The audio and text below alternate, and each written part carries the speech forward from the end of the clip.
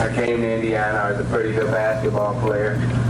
I had a lot of talent, but he gave me some other things. The things he taught me while I was there, I'll never forget. You know, they'll always be with me for the rest of my life. This is Isiah Thomas, a fierce competitor whose unrivaled abilities and flamboyant demeanor energized the NBA.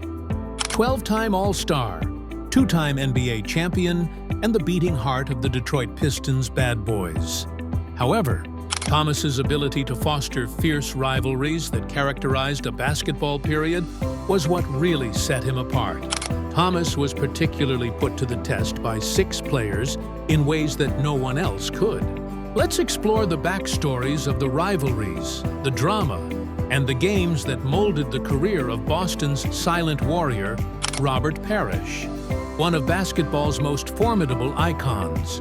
Parrish, also referred to as the Chief, was a crucial member of the Celtics' illustrious Big Three, along with Kevin McHale and Bird. For Thomas, he was a player who personified Boston's hard-hitting, grind-style basketball and an unrelenting force of dominance in the paint. There was little short of war in the late 1980s rivalry between the Pistons, the Celtics, and the team. Parrish was at the center of every battle, which felt like a test of both physical and mental stamina. His scoring contributions frequently turned games in Boston's favor, and his defensive presence was stifling. Parrish left a lasting impression in the 5th game of the 1987 Eastern Conference Finals. He responded to the Pistons' aggressive play with a forceful physical altercation following a heated argument, rotating the turning an already intense series into one of the most brutal playoff contests ever. Only a portion of the tale is revealed by the numbers. Throughout that series, Parrish averaged a dominant 17 points and 10 rebounds per game, and the Pistons' attempts to penetrate Boston's formidable front court were thwarted by his steadiness. However, Parrish's abilities were never the only thing that pushed Thomas to the limit. He had a rhythm. Thomas had to use more of his reserves with each possession since Parrish never seemed to tire, falter, or let up. "When you're up against him, you feel like," Isiah once remarked, recalling those conflicts with Parrish. "On an island you are." Every shot he made felt like a dagger, and he refused to bend or break. Boston's hold on Detroit at the time was exemplified by that persistent annoyance, which also damaged the Pistons' postseason runs until their eventual breakthrough in 1988.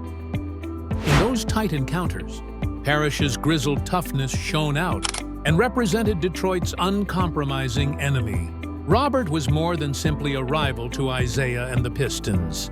He stood in for the enormous obstacle they had to get past in order to achieve ultimate glory. Xavier McDaniel, the challenge of the tough guy. Few NBA players in history could bring to every game the kind of physical altercations that Xavier McDaniel did. McDaniel was a one-man wrecking crew who was simply known as X-Man. He was well known to both opponents and supporters. Relentless hustle, a brutal style that could make almost anyone shudder, and trash talk that reverberated around the arena. However, Thomas saw McDaniel as more than just a competitor. He was a living example of frustration. When the Pistons faced McDaniel, Detroit was starting to embrace toughness and grit as a key component of their game and lean into their physical bad boy style. However, McDaniel made intensity into a weapon. He was built like a tank and stood 6'7", so he didn't hesitate to show his power. It's easy to shoot over defenders. Standard, staring down opponents after a block. Additionally, McDaniel made sure to meet Isiah wherever Detroit's offense attempted to go if he believed he could avoid the confrontation. During the 1989 regular season, one game in particular stood out. McDaniel had a standout game with 28 points and 6 rebounds, keeping Detroit's guards, notably Thomas, off balance the entire time. McDaniel was physically strong and extremely threatening. He was never content to simply win. He had to inform you of his dominance. "McDaniel annoyed me each and every time we played," Thomas stated in a conversation. When he would glare at you for denying you a rebound or blocking your shot, you knew that things were about to become dirty. He was a part of your mind. For Thomas, it was never about skill when facing McDaniel. It was a matter of survival. Every time they faced off on the hardwood, McDaniel's physical might left him bruised, while Thomas made every effort to outmaneuver X-Man with his superior speed and court vision. Detroit eventually came to embrace that toughness as well, establishing physicality as their brand. However, McDaniel served as a reminder that a player who didn't have power could defeat even the Bad Boys. Simply put, play hard. He was ruthless in his play. The competitor of all rivals is Larry Bird. In the 1980s, Isiah Thomas and Bird personified the NBA basketball culture's tenacity, resolve, and never-say-die mentality. Bird served as the Boston Celtics spokesperson, an iron-willed, cold-blooded scorer with an unrivaled basketball IQ. Although Thomas led the Bad Boys Pistons with unrelenting vigor and passion, their rivalry extended beyond basketball. It was also about pride and the struggle for dominance in the Eastern Conference. The 1987 Eastern Conference Finals, a series in which every possible drama played out on the court, reached the height of the tension. By the fifth game, Bird he has shown his ability to be a clutch player by handing out 5 steals, getting 11 rebounds, and scoring an incredible 26 points. The dagger Detroit could never take away was his poise under duress. The competitor, Thomas Ever, on the other hand, tried to lead his team to victory with an incredible 35 points and 12 assists. Thomas's unwavering passion was demonstrated by his will to battle until the very end, even though Detroit lost the game. This rivalry sparked controversy after it leaked into the media. When Isiah declared Larry Bird overrated in front of reporters during that same series, it instantly sparked a frenzy that stoked their rivalry even more. There was more to it than trash talk. It was about testing one another's limitations. Larry was that guy who could make you hate him on the court, but then you'd respect him for his genius as a player. Isiah acknowledged when questioned years later about Bird. Bird had that deadly instinct, that swagger. He was coming at you with all of his might, and you knew it. Their contests were a clash of personalities and styles for basketball enthusiasts. While Isiah flourished in chaos and led Detroit's scrappy physical approach, Bird played basketball efficiently. Together, they produced memorable contests that shaped their time. The physical enforcer was Charles Oakley. Oakley accepted living off of elbows, hard fouls, and sheer determination. Their interactions went beyond simple games. Thomas was put to the test, both physically and psychologically, during those battles. The physicality of the Detroit Pistons was well known, but Oakley took it to a new level. He showed that basketball was more than simply skill and made opponents suffer for each point. Who could bear the penalty was another issue. Their rivalry was defined by one confrontation in 1990. Getting ready for the New York Knicks, finished with 15 rebounds and 18 points. He exerted constant pressure on both ends of the game, controlling the boards and frustrating Thomas. Detroit found it difficult to match Oakley's aggression, and every possession felt like a wrestling match. Oakley was the person who wanted to play football on a basketball floor, according to Isiah. You'd better hope your insurance covered bruises if you were going up against Oakley, he quipped, as he had no idea what a soft foul was, and it was more than just rebounds and elbows. The trash talk was the cause. You weren't only struck hard by Oakley, he would inform you afterwards. Nevertheless, despite all of Oakley's angst, Thomas and the Pistons refused to back down when they were brought to the table. Their conflicts became the quintessential NBA period. In the past, rivalries were about earning each hard-fought victory, rather than just racking up points.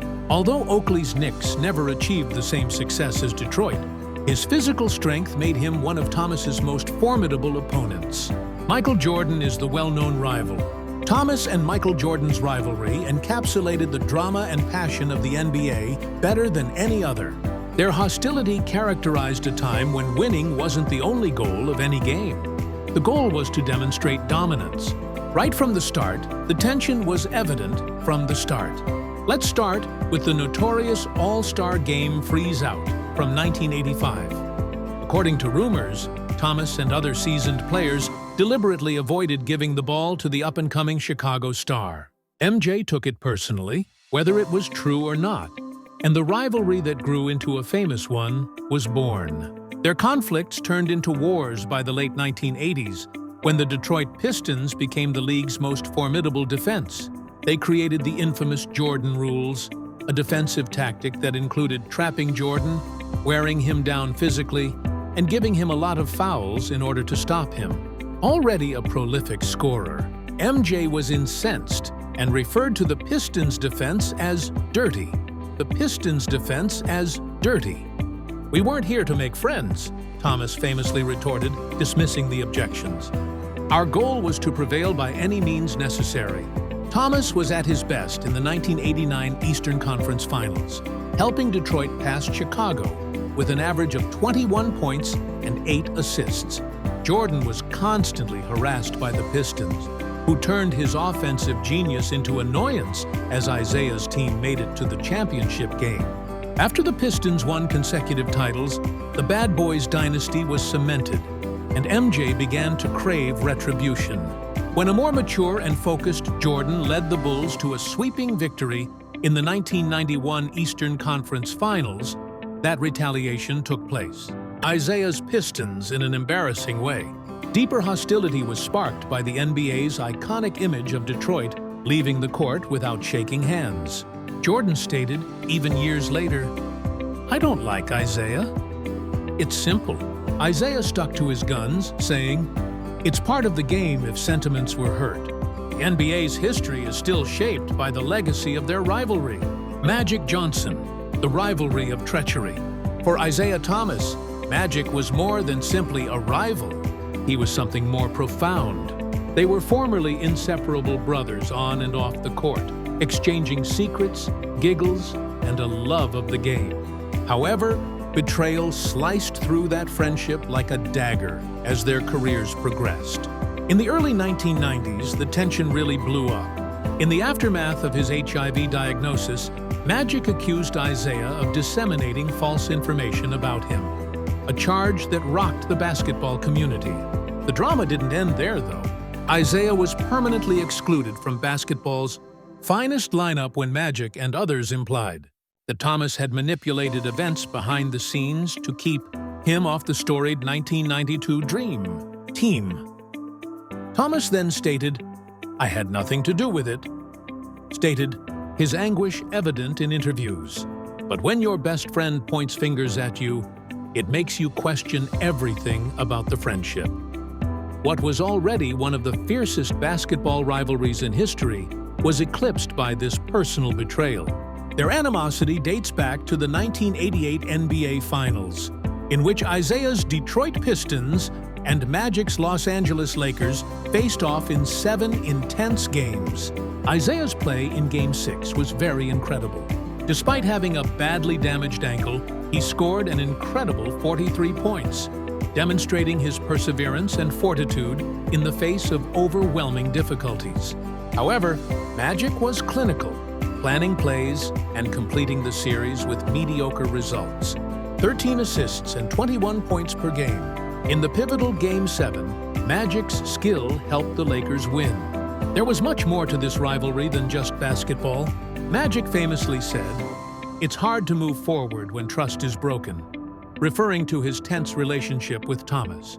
It was more painful than losing any game, yet Isiah countered. The true loss was the loss of a buddy. Despite the severe lingering effects of the Dream Team snub and off-court accusations during the 1990s, their narrative was finally resolved decades later. In an intense public reconciliation, tears and apologies helped to repair the rift, demonstrating that even the most profound betrayal can be healed with time. Thomas Isiah served as a catalyst for conflict, which is why we remember him. These 6 rivalries depict a competitor who never shied away from taking on the greatest basketball stars. Okay, that's it for today.